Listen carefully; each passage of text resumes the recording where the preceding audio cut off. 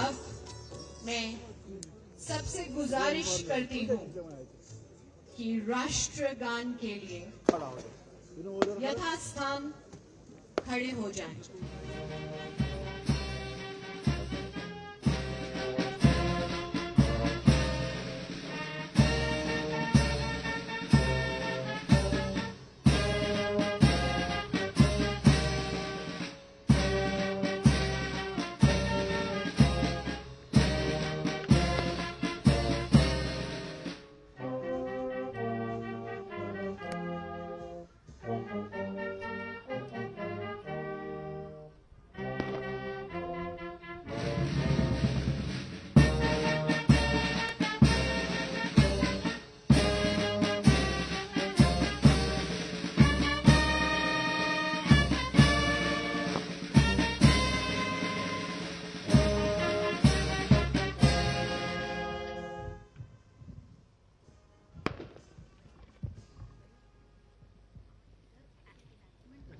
जय हिंद श्रीमान।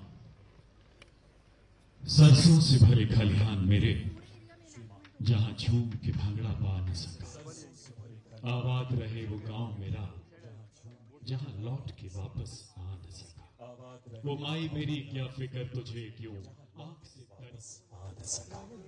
ओ माई मेरी क्या फिक्र तुझे क्यों आंख से दरिया बहता है। तू कहती थी तेरा चांद हूं मैं, और चांद हमेशा रहता। मैं जली हुई राख नहीं, अमरदीप हूँ। जो मिट गया वतन पर, मैं वो शहीद हूँ।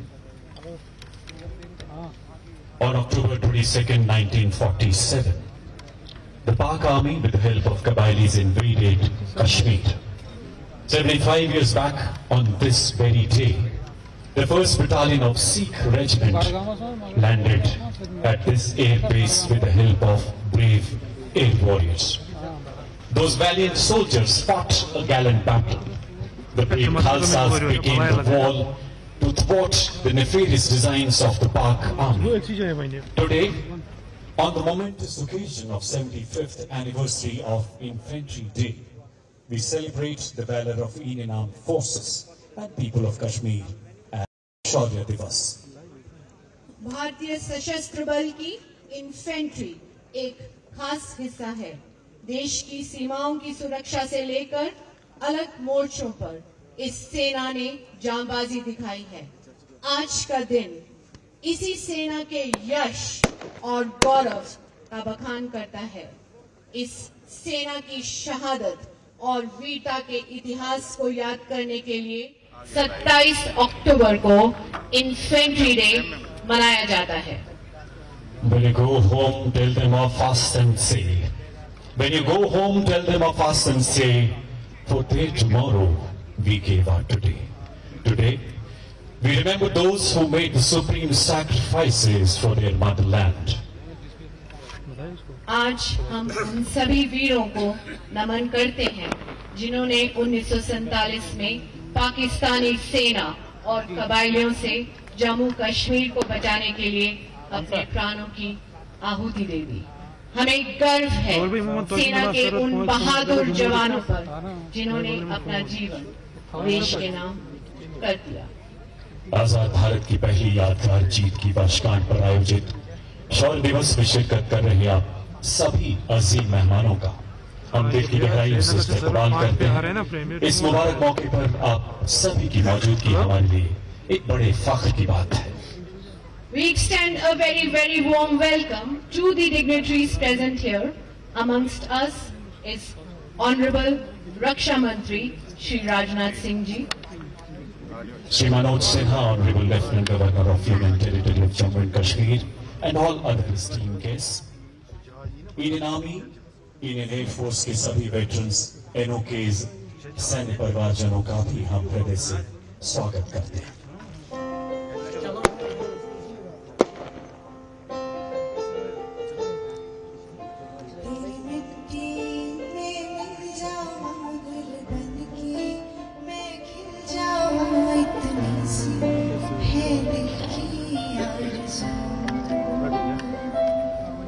तेरी नदियों मैं बह जाऊं तेरे गीतों में लहराऊं इतनी सी है दिल की आरज़ू।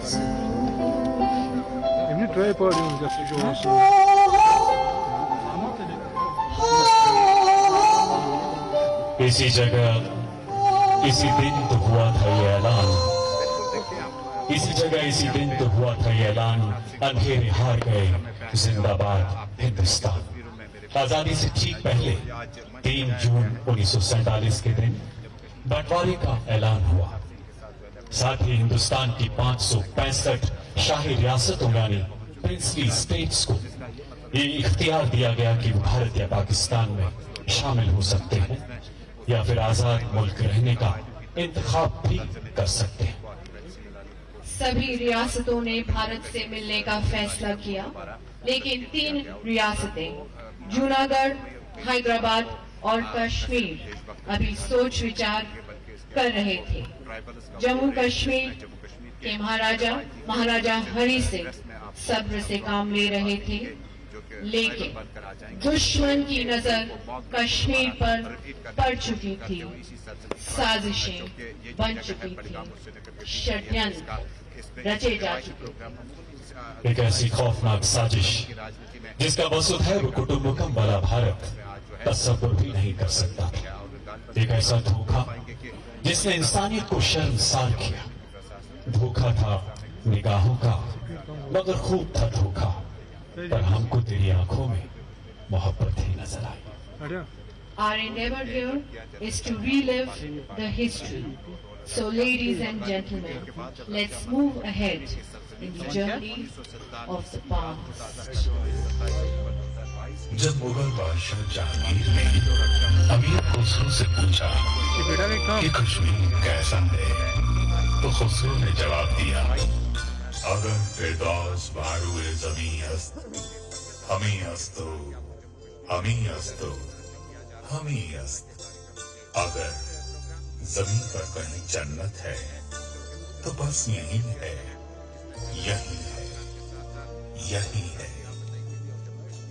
खूबसूरत वादियां, दिल फरेब झरने, पुरसुकून झीलें, लहलहाते जंगल, जहां कहीं नजर उठती है हसीन नजारों से दिल और दिमाग शादमान हो जाता है।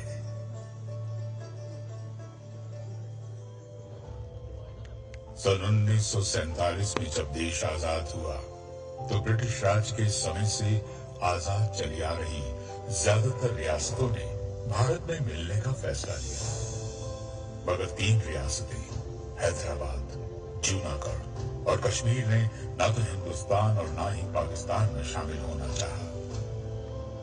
धरती पर जन्नत कहा जाने वाला और खूबसूरत वादियों से घिरा कश्मीर इन दोनों के अस्तित्व में आए मुल्कों के बीच एक महत्वपूर्ण रियासत थी।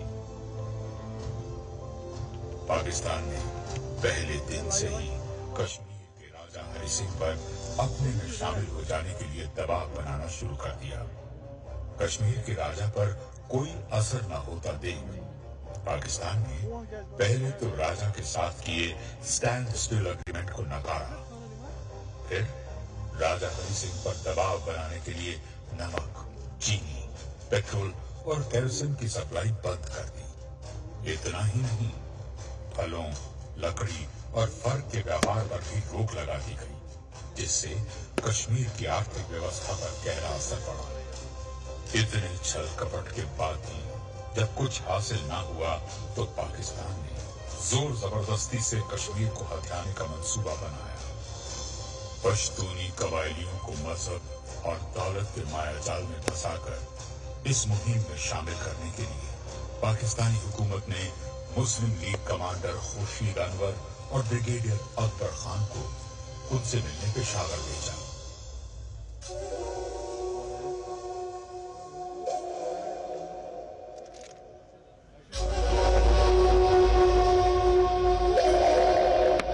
जाहिर सी बात है कि पाकिस्तान को किसी भी हालत में कश्मीर चाहिए, लेकिन अब सब कबीलों के बगैर ये मंसूबा नामुमकिन है।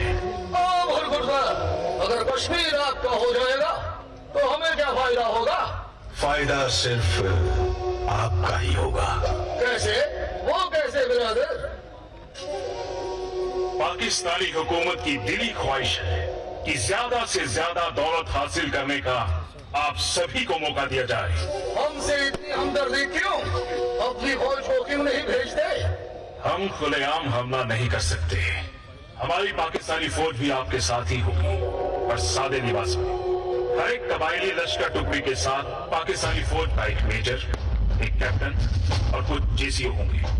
सभी हकूक आपको दिए जाएंगे। जैसे भी चाहे जंग करें। फतह भी आपकी, दौलत भी आपकी।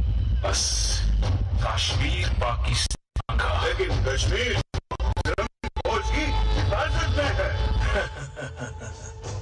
फिरंगी तो जा रहा है और राजा की अपनी छोटी सी फौज है। हमसे उनका कोई मुकाबला नहीं। बात तो तुम्हारा ठीक लगती है। तो फिर सोचना क्या? आंखें बंद करके देखो कश्मीरियों के कानों के झुमकों की लटकती झालर और कश्मीरी पंडिताइनों की गोरी गर्दन में सोने में जड़े मंगलसूत्र। कश्मीरी घर घर में बेशुमार दौलत के जखीरे छुपाए बैठे हैं। ऊपर से फिर कश्मीरी कमसिन हसीनाएं। वल्लाह वल्लाह 10,000 का लश्कर हर कबीले से आएगा। बस 4 दिन में कश्मीर फतेह करना है। फतेह इंशाअल्लाह फतेह हमारी ही होगी।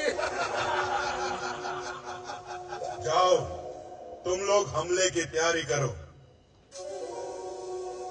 कायदे आजम जिन्ना साहब ने तो पहले ही ऐलान कर दिया है कि कश्मीर मेरी जेब में है।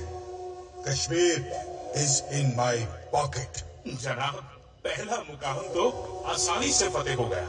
अकबर खान, अब श्रीनगर भी फतेह ही समझो। जैसे ही ये कबायली श्रीनगर में लूट खसूट शुरू करेंगे, पीछे खड़ी पाकिस्तानी फौज मौके पर पहुंचकर श्रीनगर पर कब्जा कर लेगी और दुनिया में ये खबर फैला दी जाएगी कि पाकिस्तान ने कश्मीर को कबायली हमलावरों से बचा लिया। जनाब, अगर हिंदुस्तान की तरफ से मदद आ गई तो?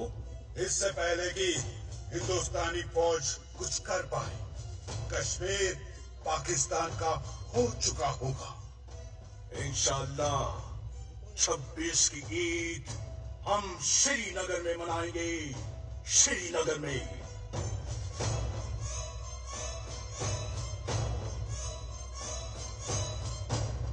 पाकिस्तान ने कबायलियों को हथियार थमाकर कश्मीर फतेह करने के मंसूबे को ऑपरेशन गुलमर्ग का नाम दिया। 22 अक्टूबर को हमला इतना अचानक हुआ कि कश्मीर में हाहाकार मच गई। प्लान के मुताबिक पश्तूनों के 6 लश्कर मुजफ्फराबाद फतेह करके पुणे की ओर निकल पड़े। कश्मीरी स्टेट फोर्स इस हमले के लिए बिल्कुल तैयार नहीं थी। हमलावरों ने हर तरफ लूटपाट, बलात्कार और तबाही मचा रखी थी। जम्मू कश्मीर स्टेट फोर्स के कमांडर ब्रिगेडियर राजेंद्र सिंह हमले की खबर देने महाराजा हरि सिंह के पास गए।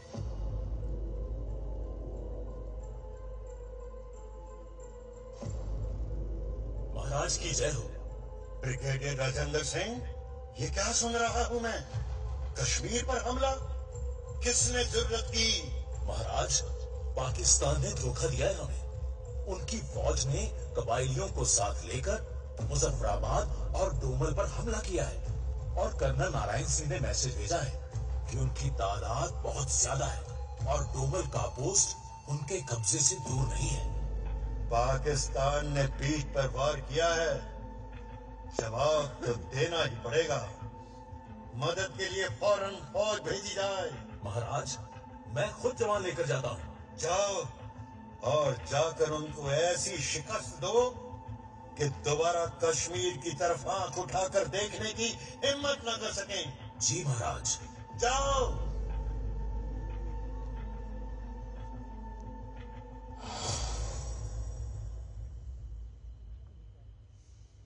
महाराजा हरि सिंह ने जम्मू कश्मीर स्टेट फोर्स के कमांडर ब्रिगेडियर राजेंद्र सिंह को घुसपैठियों को किसी भी हाल में रोकने का आदेश देकर भेजा।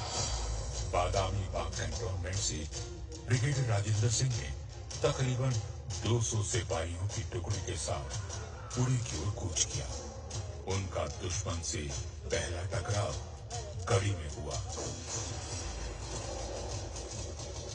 ब्रिगेडियर साहब, हमलावरों की तादाद तो हमसे कई गुना ज्यादा है। हम इनका मुकाबला कैसे करेंगे? साहब बहादुर, इन आतंकियों के पास तो हथियार हमसे भी बेहतर है। जवान, असला कितना बचा है? साहब, असला तो खत्म ही समझो। इन जन्नादों और श्रीनगर के बीच सिर्फ हम ही खड़े हैं। हम पाकिस्तानियों का जम्मू कश्मीर पर कभी भी कब्जा नहीं होने देंगे। साहब, मुजफ्फराबाद की तरफ से हमलावरों से भरी और गाड़ियां भी आ गई हैं। अगर हम उन्हें हरा नहीं सकते तो रोक तो सकते हैं ना। और उसका एक ही रास्ता है, अभी का तो।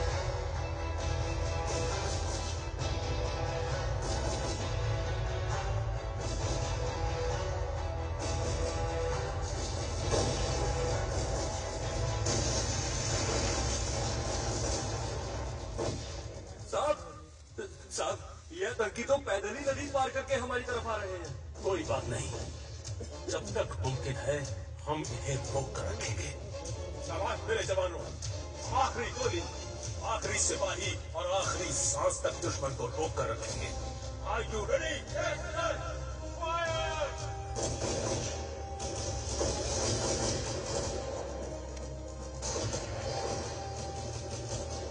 ब्रिगेडियर राजेंद्र सिंह और जम्मू कश्मीर स्टेट पुलिस के जवानों ने अपनी जान की बाजी लगाकर दुश्मन को 3 दिन तक रोके रखा। इस सर्वोच्च बहादुरी के लिए ब्रिगेडियर राजेंद्र सिंह को आजाद भारत के पहले महावीर चक्र से नवाजा गया। उड़ी पर कब्जा करने के बाद हमलावर बारामूला की ओर चल पड़े। 24 की रात को उड़ी और बारामूला के बीच में स्थित महुरा पावर हाउस पर हमलावरों ने कब्जा कर लिया और अचानक बिजली गुल हो जाने से सारे श्रीनगर शहर में खौफ फैल गया। 26 की रात को हमलावरों ने बारामूला को घेर लिया।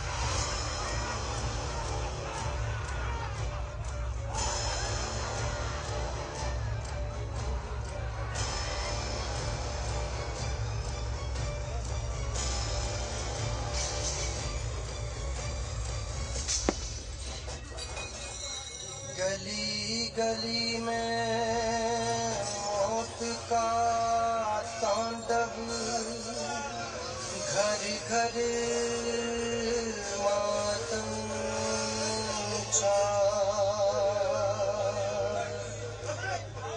जलता देख कश्मीर रब्बा,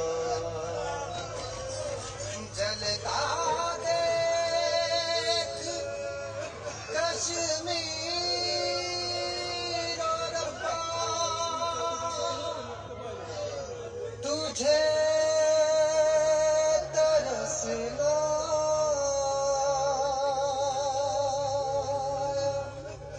तुझे तरसना।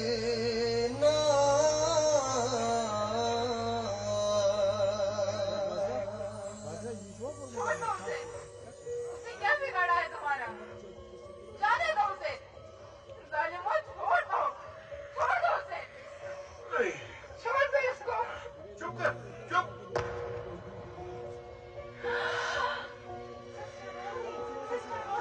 ये क्या किया आपने? रोजी, सिस्टर रोजी। ओए, चुप कर, नहीं तो तुम लोग को भी गोली मारेगा। चुप कर। ओए, चुप करो, ये खबीस। चुप कर। छोड़ दो मुझे, छोड़ दो मुझे, मुझे छोड़ दो।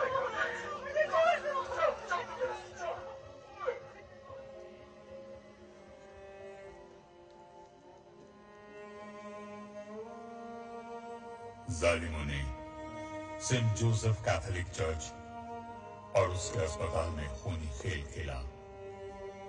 उसी कत्लेआम की कहानी 11 सिख के CO lieutenant colonel Tom Dykes के बेटे टॉम डाइक्स जूनियर की जुबानी। All of a sudden, the hospital erupted with shooting and shouting. The nuns grabbed me. I don't know what happened to the nuns. I did see some of them later on staggering around. Their habits were torn. Later on, years later, it occurred to me maybe they'd been raped, but I can remember a young girl coming up to me, and she told me that her parents had been shot. I seem to remember telling her that my mother had been thrown down a well. But very luckily, our servant Perez was in the street with his father. He persuaded them to let him take me away. Baramulla में कबायलियों ने 3 दिन तक बलात्कार, लूट खसूट और कत्लो गारत का खेल खेला, जिससे इंसानियत आज भी शर्मिंदा है। इस खौफनाक मंजर की दास्तान कबायलियों के अमानवीय जुल्म से प्रभावित कश्मीरियों की जुबानी। पता ही नहीं लगा तब तक जब तक गोलियों का बोलचाल हो गया। उन्होंने लूट खसूट का कोई इम्तियाज ही नहीं रखा। I was walking through the streets. I saw green flags hanging, and everybody very stunned, dumb. उन्होंने ये तमीज नहीं देखा कि ये हिंदू है, ये सिख है, ये मुसलमान है। उन्होंने एक जैसा बर्ताव किया। पिंड उजड़िया से मकान सड़ गए सन, गोदारी बिल्डिंग सड़ गई सन, खंडरात बने सन, सारे पासे मुसलमानों के काले साड़े का। चारों तरफ डर और दहशत का माहौल बरपा गया। उठने वाली हर आवाज को या तो दबा दिया गया या दफन कर दिया गया, लेकिन कश्मीर की आवाम ने हिम्मत नहीं छोड़ी। वही हिम्मत और साहस कश्मीर के एक नौजवान मकबूल शेरवानी ने दिखाई और कबायलियों के मंसूबों पर पानी फेर दिया।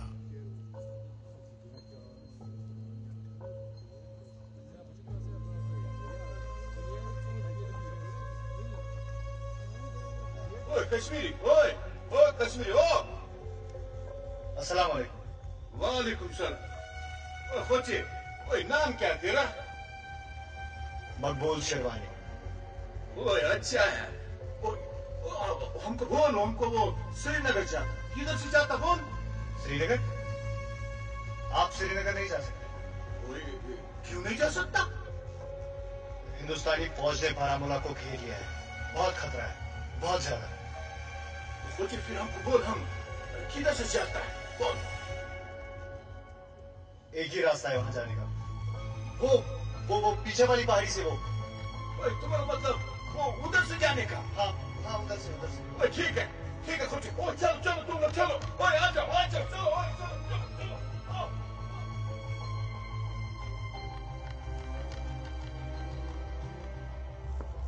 19 साल के मोहम्मद मकबूल शेरवानी ने अकेले ही हमलावरों को गुमराह करके श्रीनगर जाने से रोककर भारतीय सेना का वहां पहुंचने तक का कीमती समय बचाया।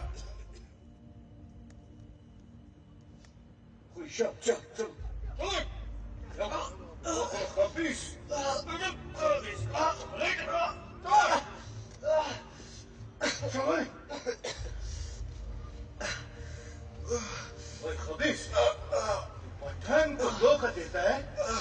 खबीस का बच्चा झूठ बोलता है हमसे।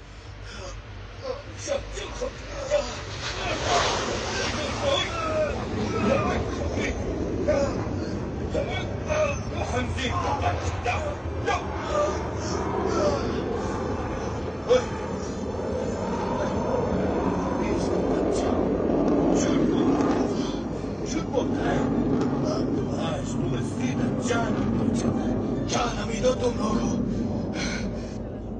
हमारी आर्मी आ गई है। इंडियन आर्मी तुम लोगों की ईद से ईद बजा देगी।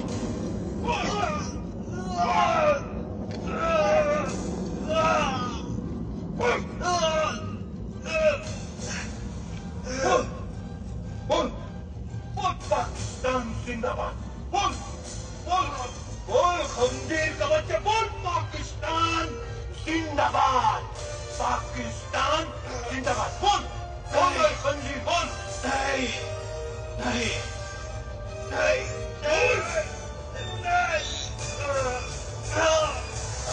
नहीं नहीं हिंदुस्तान जिंदाबाद। हिंदुस्तान जिंदाबाद। हिंदुस्तान जिंदाबाद।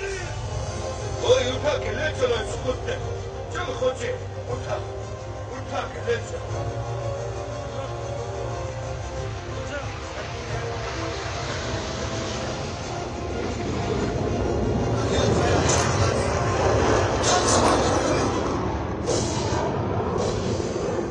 हिंदुस्तान जिंदाबाद, हिंदुस्तान जिंदाबाद। मैं एक सच्चा हिंदुस्तानी, मैं अपने वतन रहने वतन की हमेशा हिफाजत करूंगा।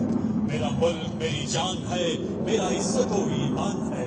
इसकी सरबुलंदी के लिए मेरे लहू का हर खतरा कुर्बान है। An untold story of the extraordinary valor of a 19-year-old Muhammad Maqbool Sherwani, who single-handedly thwarted the advance of thousands of raiders and gave valuable time to the Indian Army to land at Srinagar. Son of Baramulla, Shaheed Muhammad Maqbool Sherwani.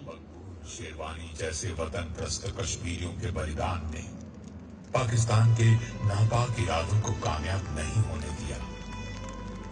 हमलावरों से श्रीनगर को बचाने के लिए कश्मीरियों ने अपनी जान तक की बाजी लगा दी। श्रीनगर के लोगों ने बारामूला की खबर सुनते अपनी हिफाजत के लिए कबायलियों के खिलाफ नेशनल मिलिशिया जिसमें शेख मोहम्मद अब्दुल्ला एक किरदार था। उनकी इस मुहिम में कश्मीर के हर मजहब वर्ग और समुदाय की महिलाएं शामिल थी। कश्मीरी महिलाओं ने अपनी आत्मरक्षा और आत्मसम्मान के लिए हथियार उठाए और हिंदुस्तानी फौज के साथ शाने बेशाने लड़ने के लिए तैयार हो गई।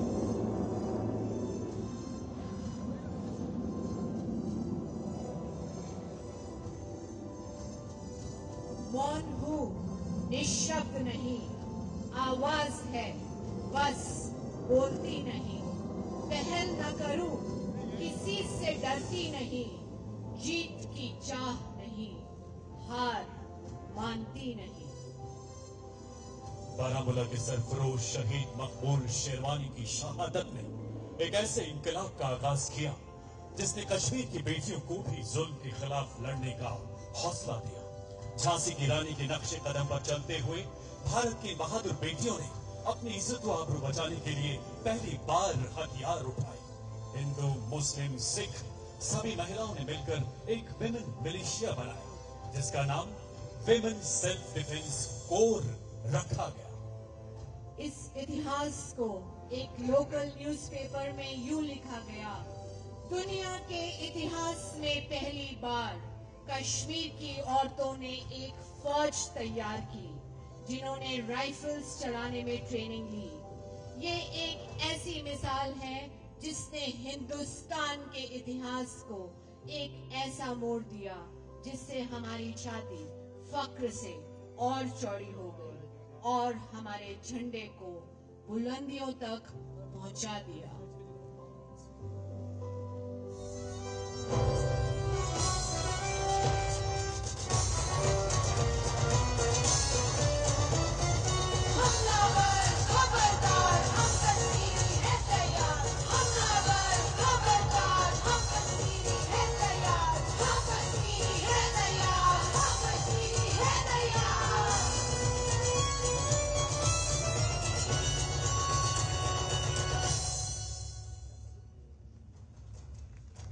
ये एक ऐसा प्लेटफॉर्म बना जिसने कश्मीर की महिलाओं को एकजुट कर दिया।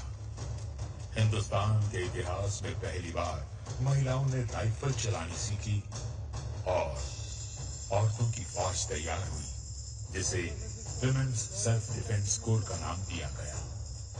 कृष्णा मिश्री, जूनी गुजरी और फरीदा बेदी जैसी सरगर्म कार्यकर्ताओं ने सैकड़ों कश्मीरी गृहिणियों को प्रेरित किया। बारामूला के नरसंहार की भयानक खबरों से पूरा कश्मीर दहशत की गिरफ्त में आ गया। राजा हरि सिंह ने तुरंत फैसला लेने के लिए बैठक बुलाई।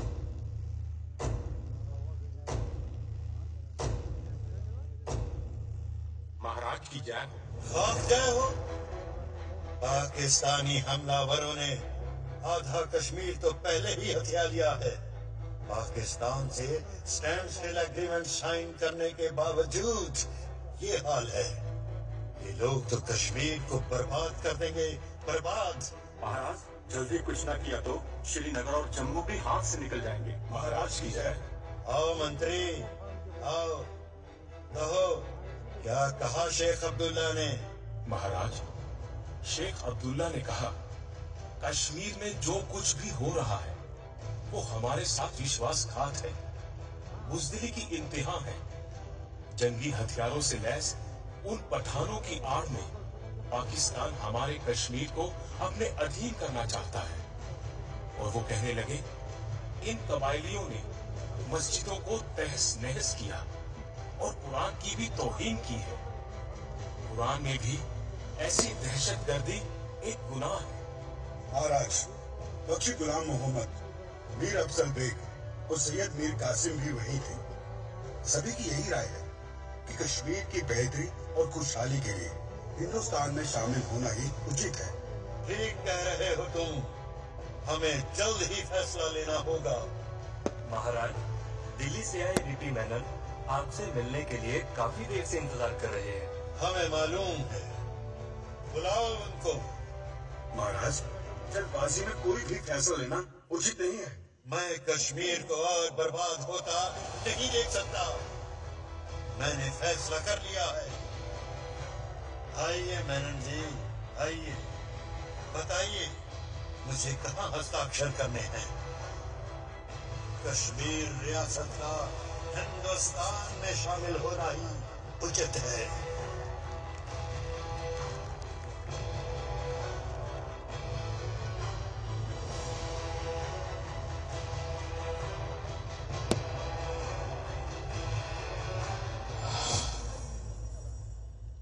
भारत सरकार के राज्य अध्यक्ष श्री वीपी मेनन महाराजा हरि सिंह का हस्ताक्षरित इंस्ट्रूमेंट ऑफ एक्सेशन लेकर 26 अक्टूबर 1947 को वापस दिल्ली पहुंचे, जिसके बाद कश्मीर भारतीय गणतंत्र का एक अभिन्न अंग बन गया। 26 अक्टूबर को ही 10 बजे Delhi and east Punjab command headquarter ने 1 के पहले भारतीय commanding officer lieutenant colonel Dewan Ranjit राय को बुलाया और बटालियन को तुरंत श्रीनगर जाने के निर्देश दिए। और फिर आज से ठीक 75 वर्ष पहले बडगाम की इसी धरती पर वायुसेना के कैसे हैरत अंगेज एयरलिफ्ट को अंजाम दिया, जिसकी शौर्यगाथा आज भी बेजोड़ है, बेमिसाल है। Ladies and gentlemen, towards your right you will see the Degoda. आज हम इसी जगह वही माहौल DC-3 एयरक्राफ्ट की लैंडिंग महसूस करने जा रहे हैं। ठीक वैसे ही हमारा जहाज फिजाओं को चीरता हुआ कश्मीर की सरजमीन पर आज यहीं पर लैंड हो गया है, जैसे 27 अक्टूबर 1947 को हुआ था। और इसके जांबाज pilot wing commander SS Gehlot, wing commander AP Singh. Ladies and gentlemen, in front of you we have the mighty AN-32 of the 12th Squadron being flown by Group Captain HS Sidhu, who is the CEO of 12th Squadron, co-piloted by Wing Commander Pandey. It's the same squadron who flew the Dakota, then piloted by Wing Commander Bhatia. जैसा कि आप देख रहे हैं, AN-32 जवानों को लेकर popularly known as AN-32. It was inducted into the Indian Air Force in 1984. It was a historic moment when the Dakota DC-3AC landed on the dusty airstrip of just 600 meters, followed by the other two.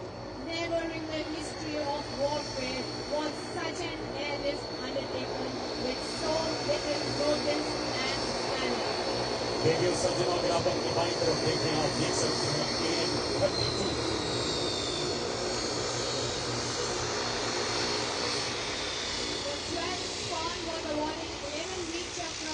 Forest operations, which is the highest earned by any unit in independent India in one single campaign. उसी 12th Wing Group Captain H.S. Sidhu, Wing Commander P.K. Pandey आज इतिहास रचते हुए AN-32 को इसी मैदान पर उतारते हुए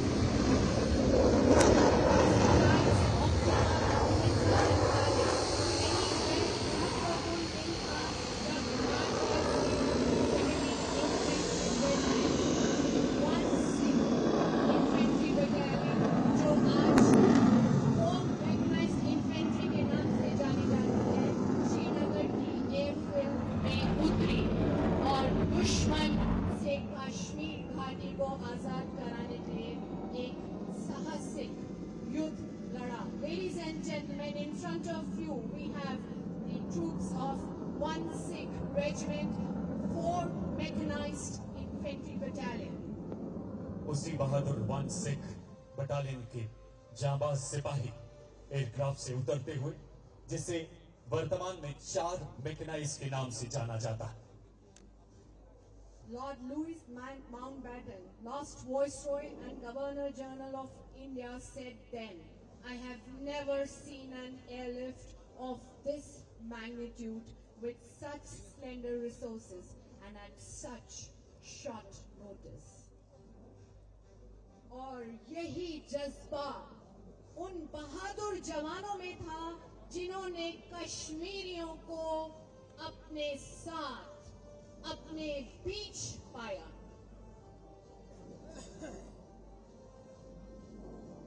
देह शिवावर मोहे है शुभ कर्मन ते कबहू न ठहरो, न डरो अरिसों जब जाए लड़ो, निश्चय कर अपनी जीत करो।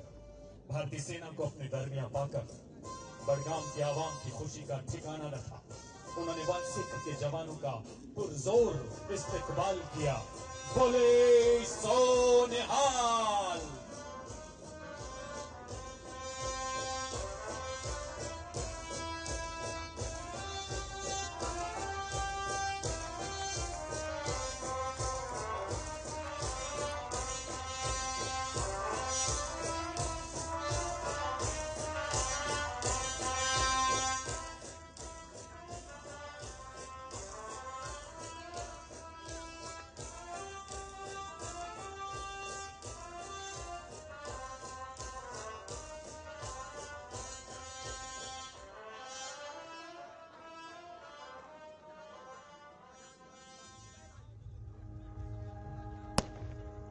गुड मॉर्निंग लेफ्टिनेंट कर्नल राय। हम हिंदुस्तानी फौज का बेसब्री से इंतजार कर रहे थे। यहाँ पर सिचुएशन दिन ब दिन खराब होती जा रही है। Don't worry lieutenant colonel Katoch, हमारे आने का मकसद ही कश्मीर के लोगों को सुरक्षित रखना है। हमलावर कहां तक पहुंचे हैं और तुम्हारे जम्मू कश्मीर स्टेट फोर्स के कितने सैनिक फील्ड में हैं? उड़ी के इलाके में हमारे चेक फोर्स के अंतिम सैनिक ब्रिगेडियर राजेंद्र सिंह की कमांड में लड़े, मगर कल वो भी 3 दिन की जद्दोजहद के बाद भी गति पा गए। हमारी लेटेस्ट इंफॉर्मेशन के मुताबिक रेडर्स बारामूला में अभी तक प्रवेश नहीं किए। तब तो हमें तेजी से कार्रवाई करनी होगी। हमलावर गिनती में कितने होंगे? 5000 के करीब की सूचना है। लेफ्टिनेंट कर्नल कटोच, अगर आपकी रिपोर्ट सही है तो हमलावर की गिनती हमसे 20 गुना ज्यादा है। Captain Kamaljeet. Yes sir. Charlie company को 3 इंच मॉर्टर्स के सेक्शन के साथ तैयार करो। तुम्हें अभी बारामूला के लिए रवाना होना होगा। लेफ्टिनेंट कर्नल राय, तो फिर हवाई अड्डे की सुरक्षा का क्या होगा? लेफ्टिनेंट कर्नल कटोच, अगर हम सब ने हवाई अड्डे में ही मोर्चे बना लिए तो यहाँ से कुछ मील दूर श्रीनगर को भी बचा नहीं पाएंगे। सर, मैंने स्टेट फोर्सेस से बात की है। हमारे पास ट्रूप्स को बारामूला ले जाने के लिए कोई साधन नहीं है। जो मामूली का साहब, मेरा नाम बख्शी गुलाम मोहम्मद है।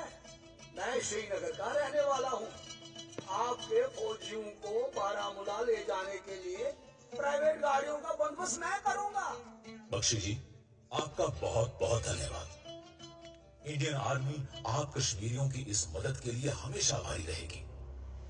कैप्टन कमलजीत, मिस्टर बख्शी के साथ कोऑर्डिनेट करो और ट्रूप्स को जितनी जल्दी हो सके रवाना करो। सर। 16 के बहादुर जवानों, मेरी बात ध्यान से सुनो। रिपोर्ट के मुताबिक दुश्मनों की गिनती हजारों में है और हम सिर्फ 264। अचानक हमला ही हमारा एकमात्र हथियार है। हमें लड़ाई को दुश्मन तक लेकर जाना होगा और जितना हो सके श्रीनगर से दूर। गुरुजी के शब्द याद है ना? न डरो अरसो जब जाए लड़ो, निस्तय कर अपनी जीत करो। तैयार हो? एक गोली, हवा इतनी जोर से बोलो कि उसकी गूंज पेशावर से कराची तक सुनाई दे। भारत माता की, भारत माता की, भारत माता की।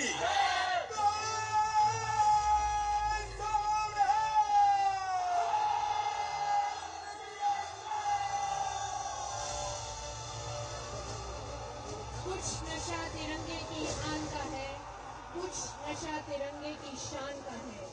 हम लहराएंगे हर जगह तिरंगा, नशा ये हिंदुस्तान की शान का है। 1600 पहचानिए जो लड़े दीन के हेत, पुरजा पुरजा कट मरे तब न छाड़े।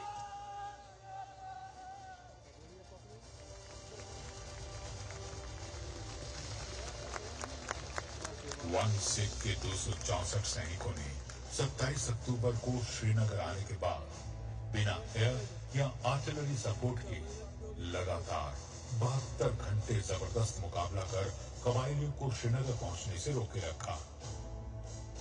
लेफ्टिनेंट कर्नल दीवान रंजीत राय की रणनीतिक सूझबूझ ने हमलावरों को शहर से दूर रोककर श्रीनगर को तो बचा लिया, लेकिन इसके बदले उनको अपनी जान की आहुति देनी पड़ी।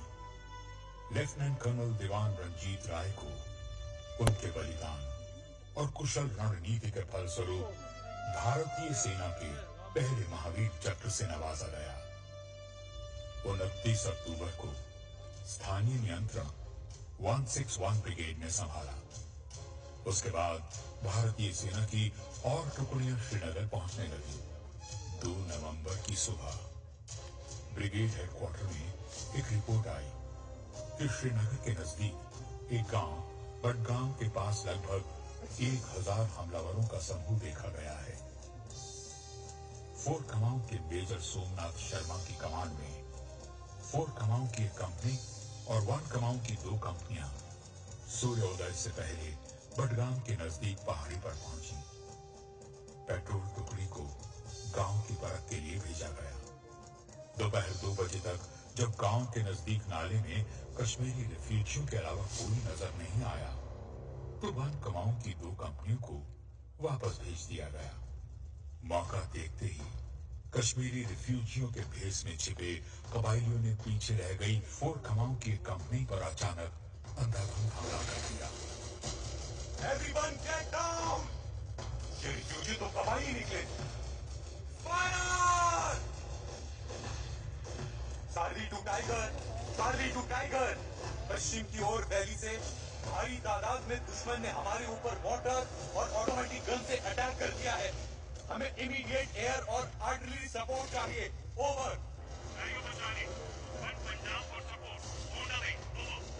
We are running low on ammo. I repeat, we are running low on ammo. Over. हम घिरे हुए हैं और दुश्मन हमसे गिनती में बहुत ज्यादा है। ओवर। अगर हो सके तो टैक्टिकल पेट्रोल कर लो। Over. The enemy is only 50 yards from us. We are heavily outnumbered. We are under devastating fire. I shall not withdraw an inch, but will fight. Will fight to the last man and the last round.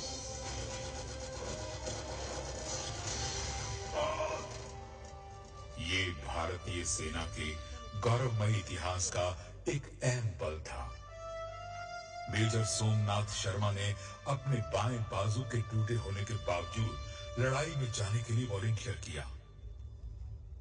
Budgam में major Somnath Sharma और उनके साथ fort कमाऊं के 50 जवानों ने अपने प्राणों की आहुति देकर बड़गांव और हजारों कश्मीरियों को बचाया। मेजर सोमनाथ शर्मा की इस बेमिसाल शूरवीरता के लिए उन्हें आजाद भारत के पहले परमवीर चक्र से सम्मानित किया गया। वतन की पासबानी जानो ईमान से भी अफजल है। मैं अपने मुल्क की खातिर कफन भी साथ रखता हूं।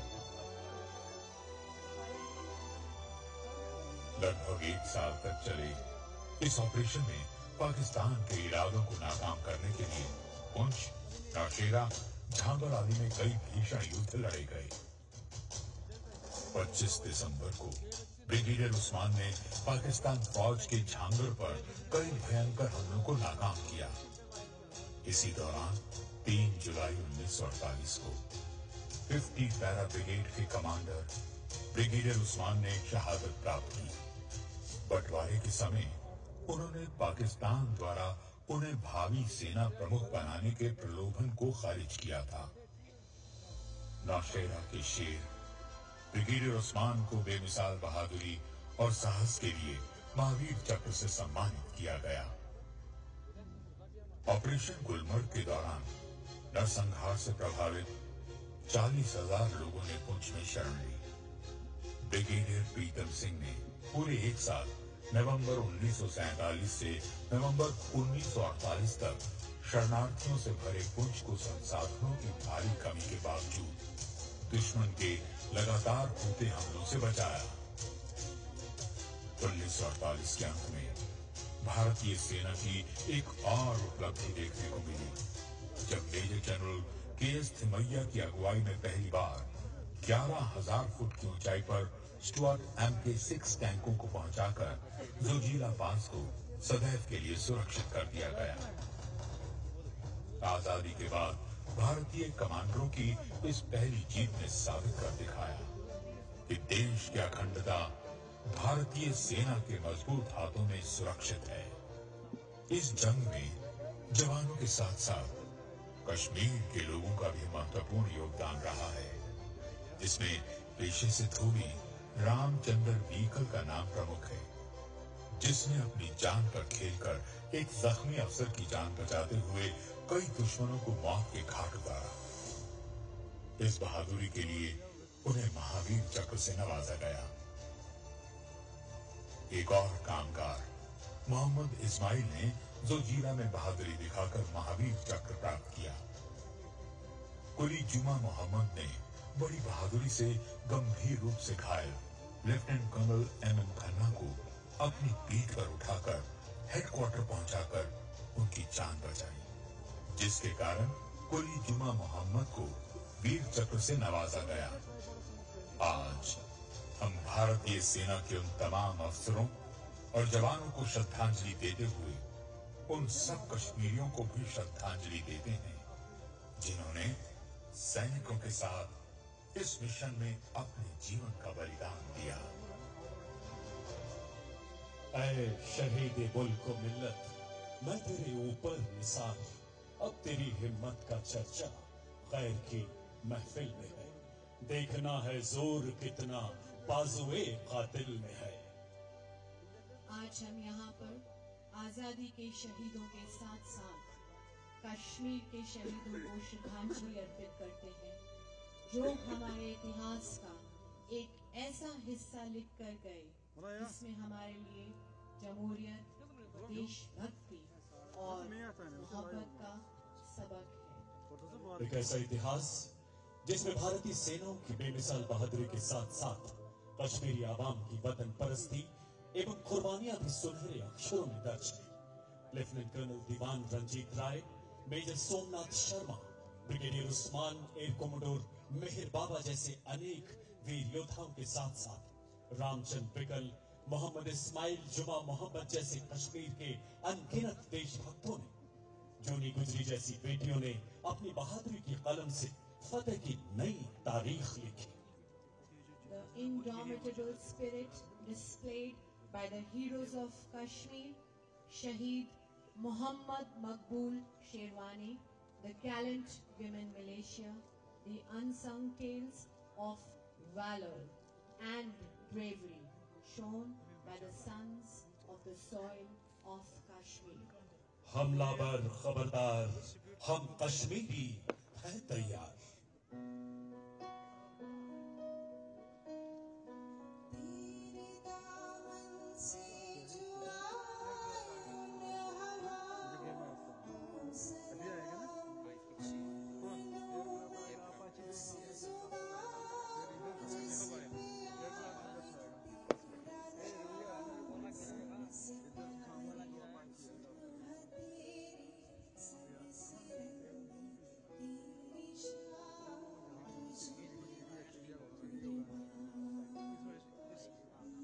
The brave die never, though they sleep in dust. Their courage nerves 1,000 living men. तू कहाँ की माटी से आता है, कहाँ की माटी पाता है। तू कहाँ की माटी से आता है, कहाँ की माटी पाता है। मेरे देश का वीर सिपाही नाम अमर कर जाता है, नाम अमर कर जाता है। Ladies and gentlemen, let's honor these brave hearts with a warm heart of applause for the sacrifice they made for our today. We are here for they were there. अब कार्यक्रम को आगे बढ़ाते हुए फ्लाई पास्ट आप आगे देखेंगे।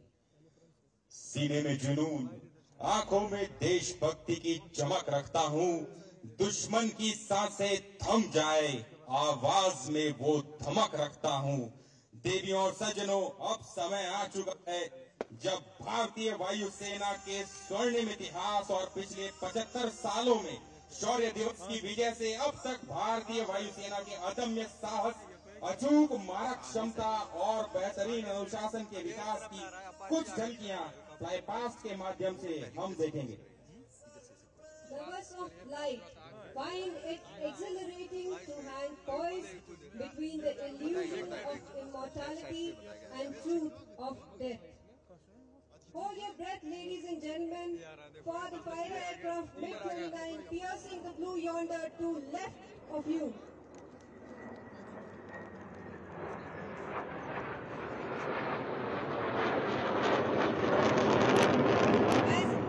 As you see, the second aircraft is taking off into the missing man formation. Today, this formation is named SECO in honor of Flying Officer Nilbarjeet Singh Sekho, recipient of Paramveer Chakra, who displayed undaunting courage under the fire during 1971 war from this very airfield. He taxied 51 years ago from behind where you are sitting right now and created history. देवियों और सज्जनों, ये लड़ाकू विमान जो भी आपने देखा MiG-29, हम जानते हैं उड़ान में गति के साथ चपलता भी महत्वपूर्ण है। इसी श्रृंखला में अब आप देखेंगे किस प्रकार इतनी तीव्र गति से उड़ान भरने के बावजूद ये MiG-29 कुछ ही मीटर में अपनी उड़ान दिशा में परिवर्तन करने में सक्षम है। यह क्षमता दुश्मन जहाज को पीछे छोड़ने में कारगर साबित होती है। Nicknamed as Superbass, this minimum radius turn reduces speed of aircraft dramatically, and it is employed to cause a chasing aircraft to miss its target. Here it comes to your left, ladies and gentlemen.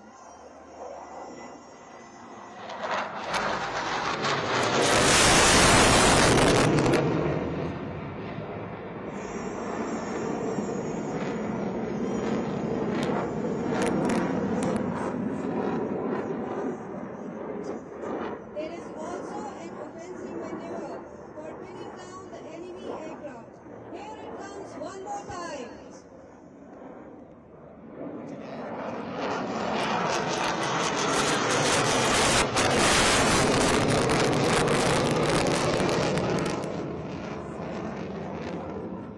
देवियों और सज्जनों, जब तक MiG-29 लड़ाकू विमान अपने अगले पैंतरे की तैयारी कर रहे हैं, आपको बता दें आपके सीधे हाथ की ओर खड़ा यह डकोटा विमान अपने स्वर्णिम इतिहास को कुछ इस प्रकार बयां करता है।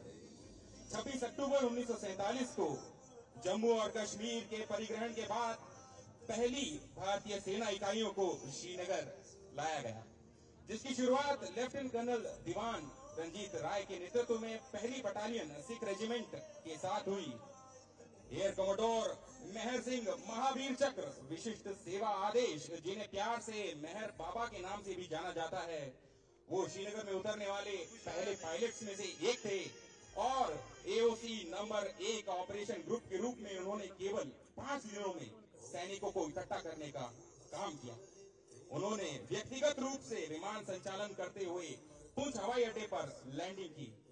भारी बाधाओं के बावजूद उन्होंने एक डकोटा को, जो 1 टन सामान्य रेटेड लोड के मुकाबले 3 टन भार के साथ पुंछ में उतारा।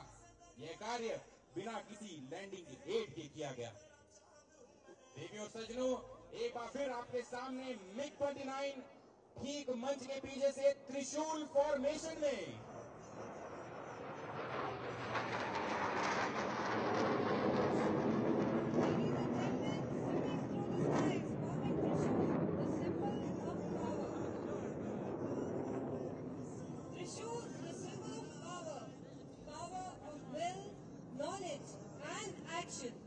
When these bars align, nothing is unachievable.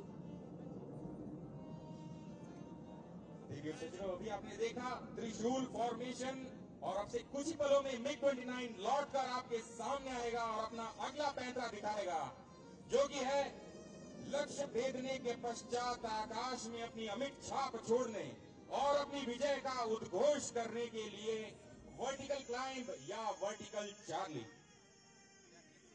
Our defense forces are in line with the vision of Atmanirbhar Bharat, which has reinvigorated and brought focus to indigenization efforts. And ladies and gentlemen, आपके ठीक सामने vertical Charlie करता MiG-29।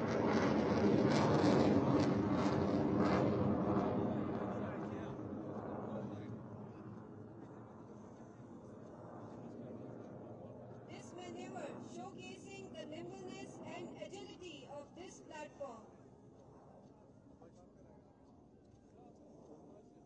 With these aircraft exploring the skies reminds of the motto of Indian Air Force, Nabas Varsham Deeptam, touch the sky with glory. देवी और सज्जनों, कार्यक्रम के तहत समापन और अंतिम दाव के रूप में आपके सामने अगला लड़ाकू विमान पैंतरा आपसे कुछ ही समय में निगाहें आसमान पर। हम सब जानते हैं कि दुश्मन क्षेत्र में आक्रमण करते समय दुश्मन के आक्रमण रोधी तकनीकों से बचना होता है। इसके लिए अगला प्रदर्शन आप देखेंगे कि किस प्रकार दुश्मन रडार और मिसाइल को गति, ऊर्जा और ऊष्मा से भ्रमित करने के लिए MiG-29 अपने चमकते हुए फ्लेयर्स को निकालेगा और यह प्रदर्शन दुश्मन के एयरफील्ड और एयर डिफेंस को कैसे तबाह किया जाता है उसे दर्शाएगा। Here you see, ladies and gentlemen, dive attack being carried out.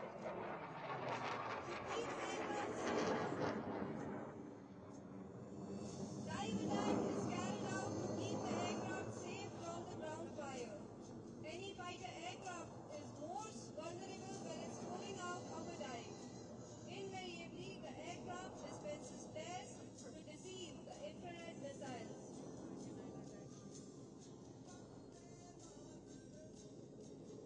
भारतीय सशस्त्र बल स्वदेशीकरण की राह पर अग्रसर हैं। बात चाहे लड़ाकू विमान तेजस और भविष्य के तेजस मार्क 1A, मार्क 2 की हो या हाल ही में भारतीय वायुसेना में शुमार लाइट कॉम्बैट हेलीकॉप्टर प्रचंड की। प्रोजेक्ट 75 के तहत मझगांव डॉक लिमिटेड में तैयार INS कलवारी, स्वदेशी रूप से तैयार युद्धपोत INS विक्रांत, पहली लंबी परास की आर्टिलरी गन धनुष, भारत की पहली परमाणु ऊर्जा सबमरीन अरिहंत और ऐसे अनगणित सहायक भारत में निर्मित तंत्र आज भारतीय सशस्त्र बलों को आत्मनिर्भरता पर गौरवान्वित कर रहे हैं। What you just witnessed in last 10 minutes was a showcase of the evolution of Indian Air Force from the Dakotas and AN-32s to Globemasters and Hercules, from Wapatis and Tufanis to LCA Tejas and Rafale. from meat force and Chekats to Apache and light combat helicopter platoon. All this while, Indian Air Force has evolved but has retained the same indomitable spirit like the yesteryears. With the joint venture of men and women in the olives, the blues and the whites, our land, our skies and our waters continue to remain impregnable and our nation invincible.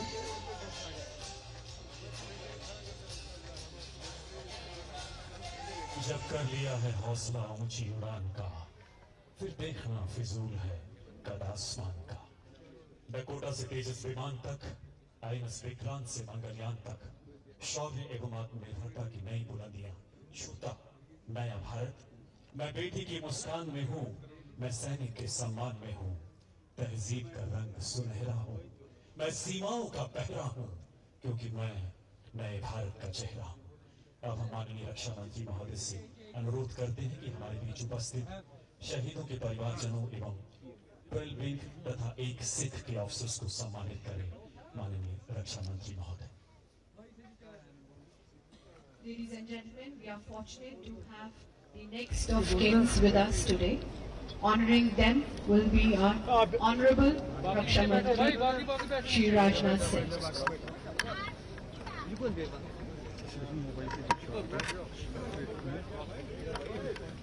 भाई साहब आप बैठ जाओ यार, आप बैठिए। This is Usha Parmar, daughter of Brigadier Rajendra Singh Mahavir Chakra. Ladies and gentlemen, please keep clapping because of them that we celebrate this day. Mr. Devraj Thangewal, son of Honorary Captain Thangavelu Veer Chakra. He's from the 4 Engineer Regiment. This is daughter of Jaimlan Singh Veer Chakra, Mahavir Chakra from the 1 Sikh Battalion. Shri Om Prakash Singh, nephew of CHM पीरू सिंह, जिन्होंने 1947 की लड़ाई में एक अद्भुत शौर्य गाथा लिखी। Ladies and gentlemen, our military deserves to be honored and appreciated. A big hand for them. Shri Mukesh, grandson of civilian washerman Ramchandra Mahavir Chakra. Ladies and gentlemen, we are fortunate to have the nephew, Mr. Manzoor Sherwani, who is the nephew of Maqbool Sherwani, with us today.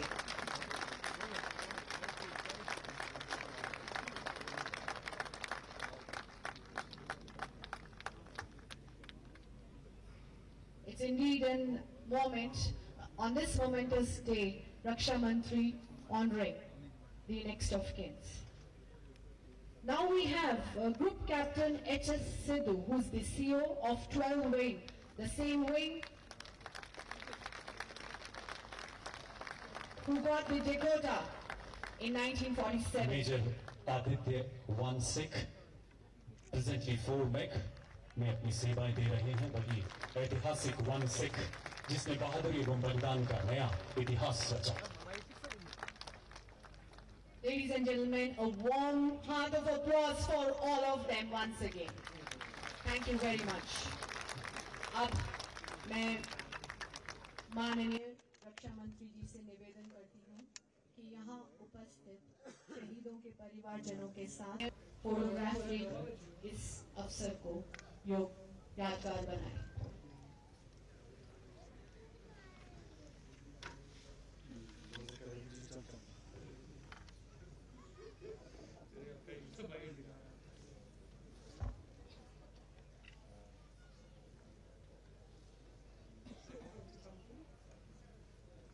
Photograph के माध्यम से ऐतिहासिक पलों को सजाकर संजोकर रखते हुए गौरवशाली पल जब हम शौर्य दिवस इन्फेंट्री डे की 75वीं वर्षगांठ पर आज इस कार्यक्रम के साक्षी हैं। Indeed a momentous day and everyone wants to capture this moment. बहुत बहुत धन्यवाद श्रीमान। एक सैनिक की शौर्य गाथा एवं कर्तव्य निष्ठा के पीछे उसके परिवार की सीख है, संस्कार है। यहाँ उपस्थित सभी परिवारजनों की मौजूदगी हमारे लिए बड़ी फख्र की बात है।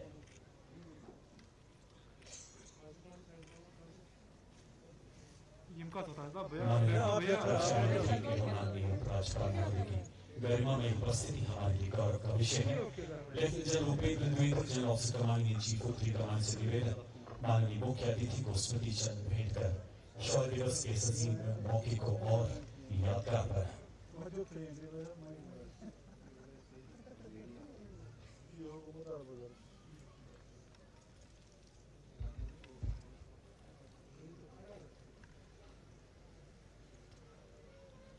इतिहास के पलों में अंकित होते ये अनमोल पल।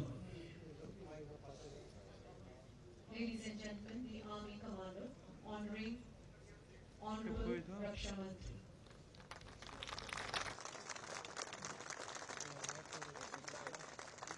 May I also request Honorable Lieutenant Governor of UT Jammu and Kashmir, Sri Manoj Sinha, to kindly accept a memento, a token of our gratitude on the momentous occasion of Shaurya Divas.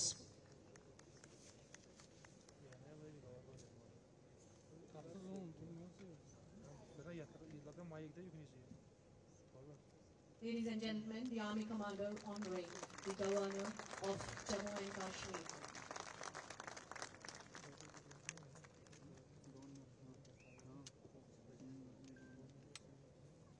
Thank you, sir. अब वो पल जिनका हम सबको बेसब्री से इंतजार है, माननीय मुख्य अतिथि के संबोधन का, परमादरणीय रक्षा मंत्री महोदय से विनम्र आग्रह कि वो शौर्य दिवस के इस ऐतिहासिक अवसर पर हम सबको संबोधित करें। माननीय, आपके विचार सुनने के लिए देश के हर कोने में डटा हर सैनिक सदैव प्रतीक्षारत है। माननीय रक्षा मंत्री महोदय से आग्रह, मंच पर आकर अपने उद्बोधन से हमें अनुग्रहित करें, हमारा गौरव बढ़ाएं। माननीय रक्षा मंत्री महोदय।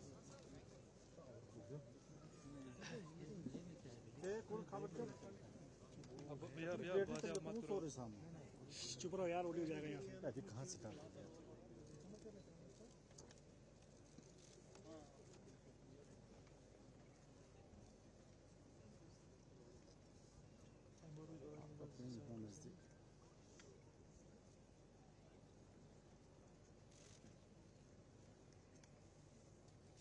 जम्मू कश्मीर के उपराज्यपाल Shri Manoj ji Sinha, chief of army staff general Manoj ji Pande, lieutenant general Upendra Dwivedi, CNC northern command, lieutenant general Aujla, CNC 15 corps, air marshal Prabhakaran, CNC western air command, यहाँ उपस्थित आर्मी एयरफोर्स के सभी कमांडर्स और हमारे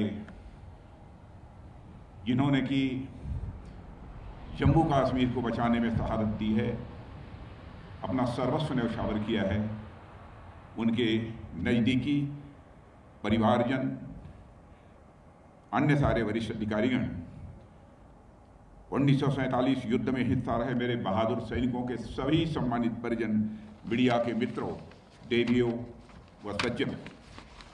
मित्रों, ये हम सभी के लिए एक हर्ष का विषय है कि भारतीय सेना द्वारा आज शौर्य दिवस का आयोजन किया जा रहा है।